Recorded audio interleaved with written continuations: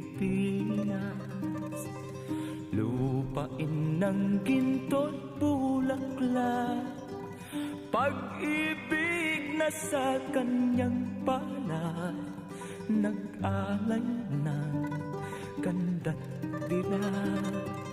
At sa kanyang yumi at ganda, dayuhan ay nahalina. Bayan ko, binihag ka, nasadlak sa dusa.